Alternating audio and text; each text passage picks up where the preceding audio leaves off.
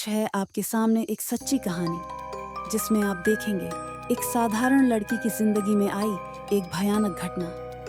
यह कहानी है एमिली रोज की, जो न केवल एक सामान्य युवा थी बल्कि एक ऐसी लड़की भी थी जिसने अपने जीवन में एक भयानक अनुभव का सामना किया। इस कहानी में हम जानेंगे कि कैसे उसके परिवार ने उसके लिए एक अंतहीन संघर्ष किया और उसकी मुक्ति के लिए क्या-क्या किया गया। एमिली रोज एक साधारण, मेधावी और खुशहाल लड़की थी। वह पढ़ाई में अच्छी थी, अपने दोस्तों के साथ समय बिताती थी और अपने परिवार को बहुत प्यार करती थी। उसका जन्म एक धार्मिक परिवार में हुआ था, जहां उसके माता-पिता धार्मिक विश्वासों के प्रति बहुत समर्पित थे। बचपन से ही एमिली को अच्छे संस्कारों और मूल्यों का ज्ञान दिया गया। वह हमेशा अपनी माँ के साथ चर्च जाती थी और धार्मिक शिक्षा ग्रहण करती थी। एक दिन एमिली की जिंदगी में अंधेरा छा जाता है। सब कुछ सामान्य लग रहा था, लेकिन अचानक उसे अजीब आवाजें सुनाई देने लगती हैं। उसे ऐसा महसूस होने लगा कि कोई उसके आसपास है, लेकिन उसे दिखाई नहीं देता। वह अकेले में भी डरने लगती है और अपने परिवार के सदस्यों से दूर रहना चाहती है। पहले तो उसने अपने डर को छिपाने की कोशिश की, लेकिन अंदर से उसे एक गहरी चिंता थी।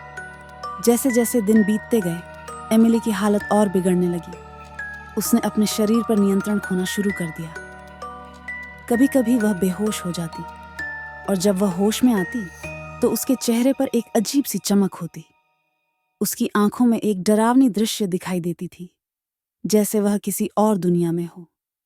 उसके परिवार ने कई डॉक्टरों से मदद मांगी, लेकिन कोई भी उसकी स्थिति का सही कारण नहीं बता पाया। कई डॉक्टरों ने उसकी मानसिक स्थिति की जांच की, लेकिन किसी ने भी उसे ठीक से समझ नहीं पाया। उन्होंने उसे विभिन्न दवाएं दी, लेकिन उनका कोई असर नहीं हुआ। कुछ डॉक्टरों ने कहा कि उसे मानसिक बीमारी है, जबकि कुछ ने उसे सामान्य तनाव का परिणाम बताया। एमिली के परिवार को विश्वास था कि उसकी समस्या कहीं और है। उन्हें लगा कि यह केवल एक बीमारी नहीं, बल्कि कुछ और है। उन्होंने सोचा कि शायद यह कोई आत्मा या दैवीय शक्ति का प्रभाव हो सकता है।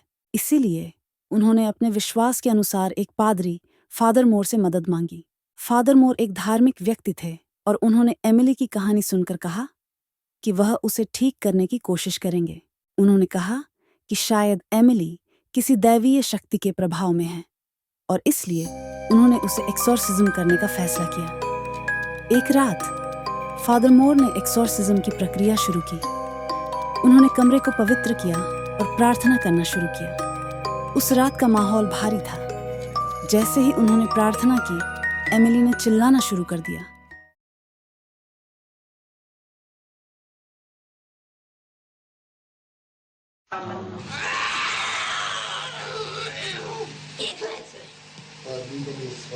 Nein, ihr Klötze! Mal mir Klötze! Oh, so gerne will nicht. Oh, ich gerne nicht. Oh. Sind wir schon drei? Wie.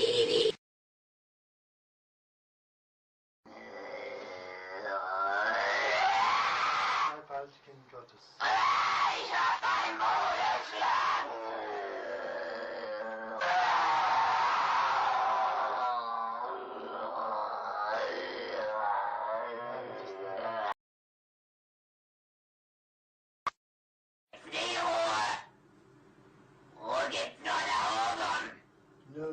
Ruhe gibt's nur dort, wo die Liebe ist. Ja, bei uns gibt's nur ja, no. Nur Hass.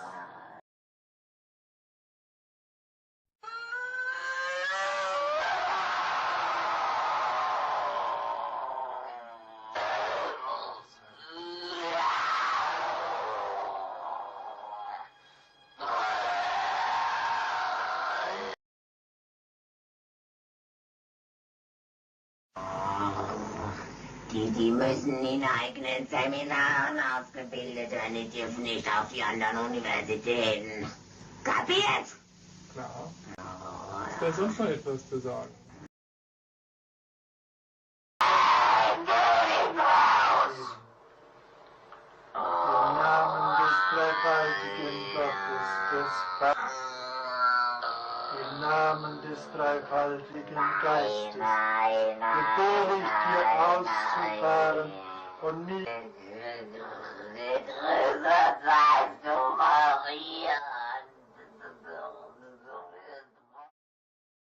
और उसके शरीर ने अजीब अजीब हरकतें करना शुरू कर दिया।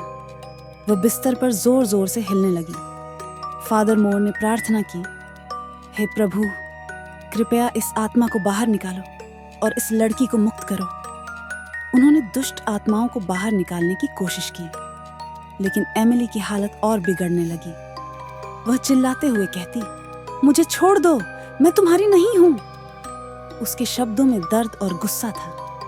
एक रात एमिली ने अचानक उठकर अपने बिस्तर से कूदने की कोशिश की। उसने पादरी से कहा, तुम मुझे नहीं बचा सकते। यह सुनकर सभी लोग डर गए। उन्होंने देखा कि एमिली के शरीर पर एक अदृश्य शक्ति थी जो उसे नियंत्रित कर रही थी। उसकी स्थिति देखकर उसके परिवार ने बहुत संघर्ष किया। वे समझ नहीं पा रहे थे कि क्या करें।